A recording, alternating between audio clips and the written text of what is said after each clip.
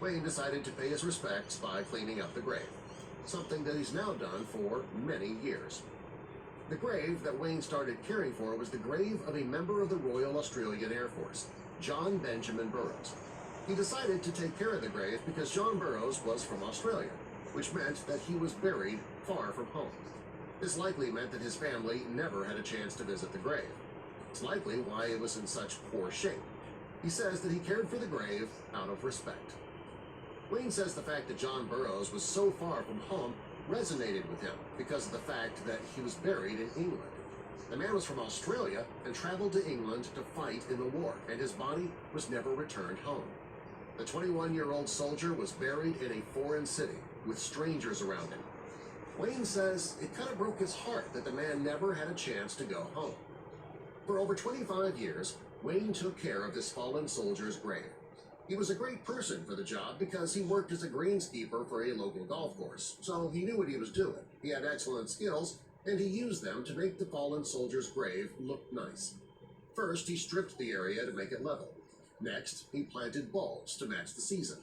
Twice a month, depending on how fast the grass would grow, he'd visit the grave to keep it up. After over 2 decades of keeping this fallen soldier's grave neat, Wayne began to wonder about the man a bit more. All he knew was that he had served in the RAAF and that he died April 5th, 1943. He couldn't help but wonder why the man was buried in Cannock, many miles away from his home. Wayne wanted to get a few answers to his questions. Unfortunately, Wayne's search for information wasn't going as well as he had hoped. He searched the local news and the internet, and he could only find basic information. When he spoke to somebody from the Commonwealth War Graves Commission, they could only give him the barest details about John Burrows' life and death. The lack of information available was very frustrating for Wayne. Local military researchers, Richard Pershouse and Lee Dent, they decided to look into John Burrows for him. After doing some research, the pair managed to get some information about the young airman that was laid to rest in 1943. When the two men showed Wayne a picture of John Burrows, he became very emotional.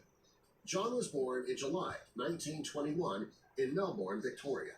He grew up with his parents and his 2 sisters. Not much was known about his early life, except for the fact that his home was in a well-to-do seaside suburb in Brighton. John agreed to fight in Brighton, but ended up in the UK, and it was there that he met Marjorie Priest and fell in love. The couple married and moved to Dartmouth Road in Cannock. It's believed that John was laid to rest in Cannock so that he could be close to his wife. John was serving with the 297 Squadron of the British Royal Air Force. He was stationed a few miles from Andover in Hampshire, which was both an RAF and U.S. Air Force base.